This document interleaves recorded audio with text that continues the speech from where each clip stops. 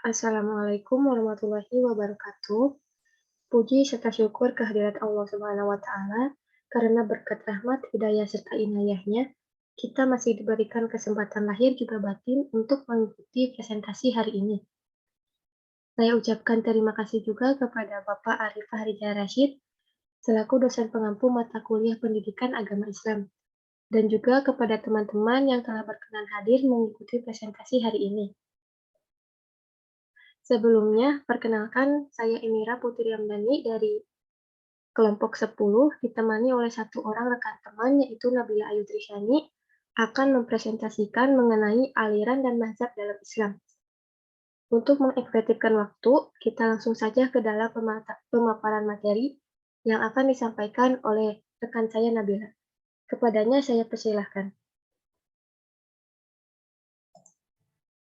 Ya baik, terima kasih kepada moderator yang telah mempersilahkan saya untuk memaparkan materi pertamanya.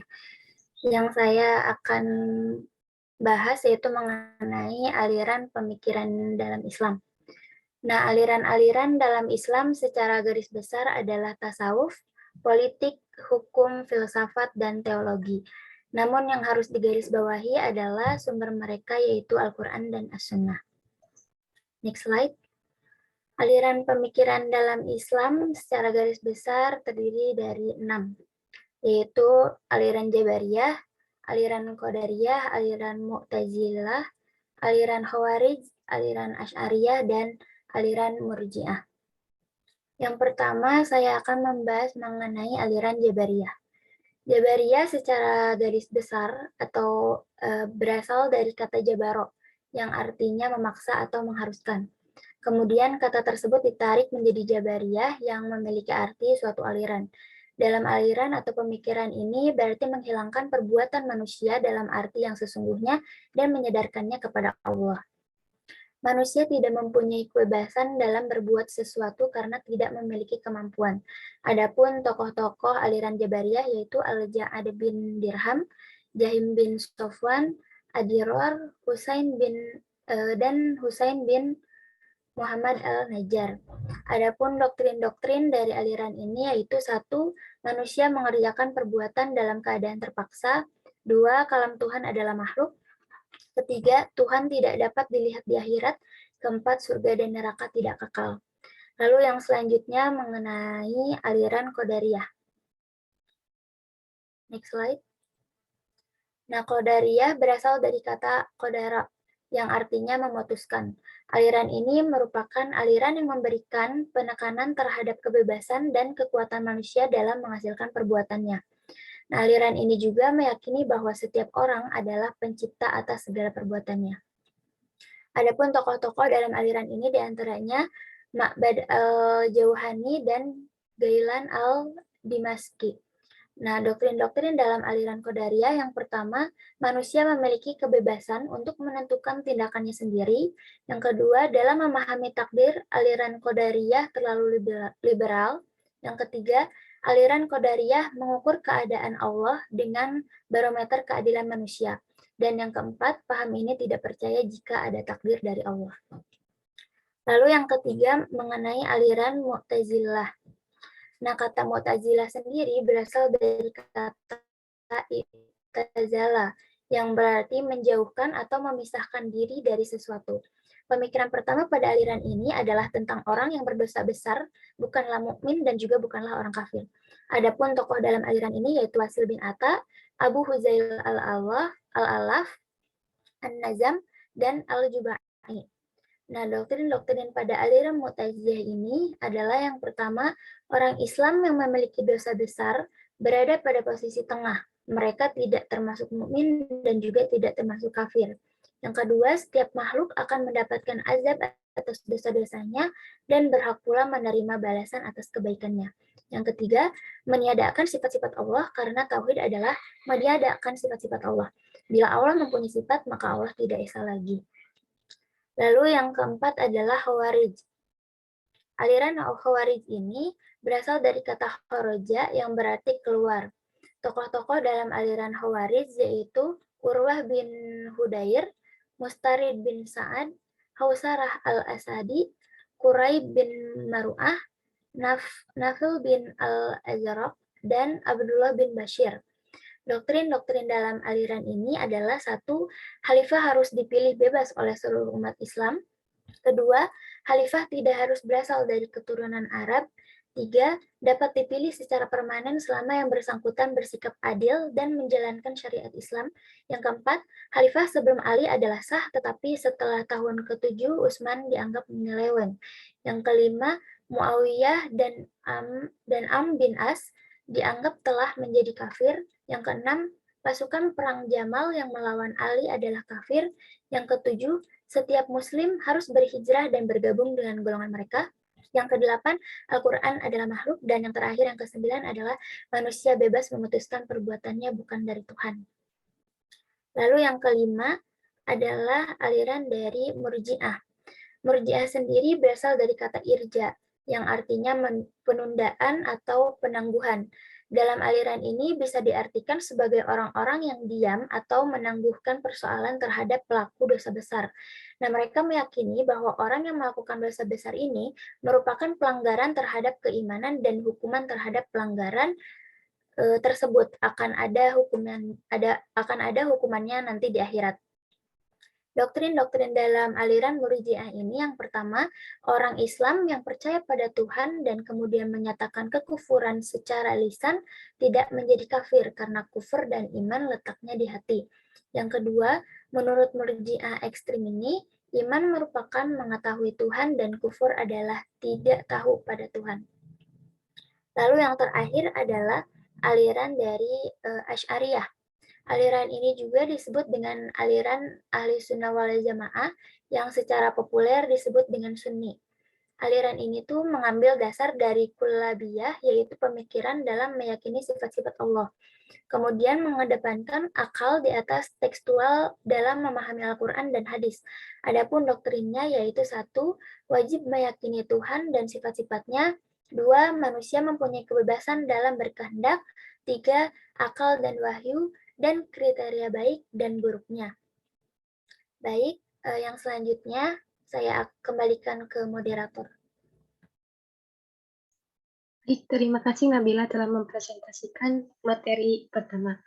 Selanjutnya saya akan mempresentasikan tentang mazhab Islam.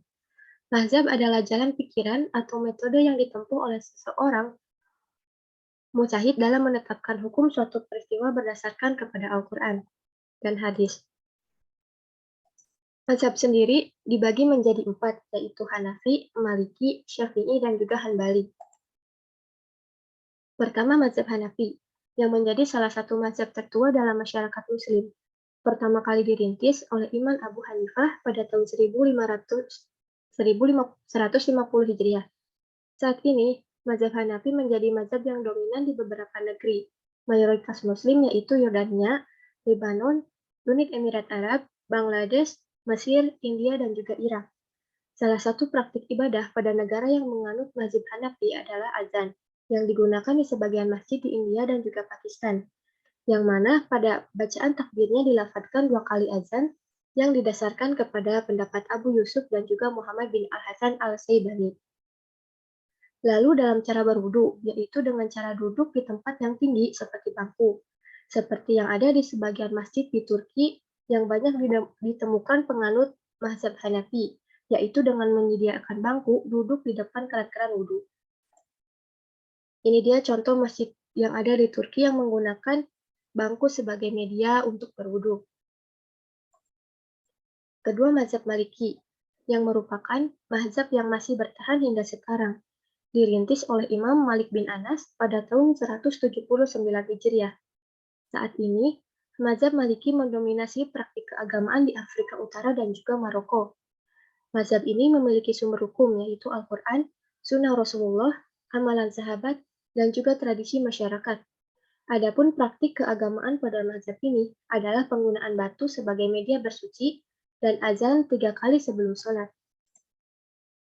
Ketiga, mazhab Syafi'i, yang dirintis oleh Muhammad Idris Asy-Syafi'i atau yang lebih dikenal sebagai Syafi'i. Mazhab ini memiliki dasar hukum, yaitu Al-Quran, Sunnah, Ijma, dan juga Qiyas. Dalam mazhab ini, hadis memiliki kedudukan yang paling tinggi. Di kalangan penganut mazhab Syafi'i, dikenal metode maslahat, yaitu metode penerapan hukum yang berdasarkan kepentingan umum. Mazhab ini kebanyakan dianut para penduduk Mesir, Arab Saudi, Suriah, Malaysia, dan juga Filipina. Mazhab Syafi'i juga banyak diikuti oleh umat Islam di Indonesia. Yang terakhir, Mazhab Hanbali. Mazhab Hanbali didirikan oleh Imam Ahmad bin Hanbal al-Syaibani yang wafat pada tahun 241 Hijriah. Mazhab ini merupakan mazhab keempat yang otoritatif diikuti oleh umat Islam berpaham Ahlus Sunnah wal Jamaah. Setidaknya, mazhab ini dapat dijumpai di Syam, Basrah, dan juga Mesir. Seiring perjalanan waktu, ketenaran dan perkembangan mazhab Hanbali mulai memudar sejak abad ke-7 Hijriah. Bahkan hampir jarang ditemui orang penganut mazhab ini setelah abad tersebut, terutama di daerah-daerah luar Irak seperti Syam, Basrah, dan juga Mesir. Susutnya peminat mazhab ini di luar Irak, menurut Abu Zahrah, ada 3 faktor yang menyebabkannya. Pertama, keterlambatan lahirnya mazhab Hanbali. Kedua, tidak adanya perwalian dari pengikut mazhab Hanbali yang menjadi hakim, terutama saat mazhab ini sudah menyebar ke luar Irak. Ketiga, kuatnya fanatisme pengikut mazhab Hanbali. Hal ini terbukti ketika ada orang lain yang berbeda pendapat. Mereka bukan membantahnya dengan argumen, tapi justru bersikap kasar dan juga keras, dengan dalil al-am bil ma'ruf wa nahi 'anil munkar, atau perintah untuk mengajak atau menganjurkan hal-hal yang baik dan mencegah hal-hal yang buruk. Dapat disimpulkan bahwa sejarah mereka membawa Islam sebagai agama universal justru mendapat tantangan dari dirinya sendiri. Setiap pemeluk Islam jika melihat ke dalam keluasan aspek dan pembahasannya, maka meniscayakan beragamnya pendapat dan pandangan. Tak ayalnya samudra yang tak bertepi, Islam berusaha untuk selalu diarungi sejauh dan sedalam mungkin.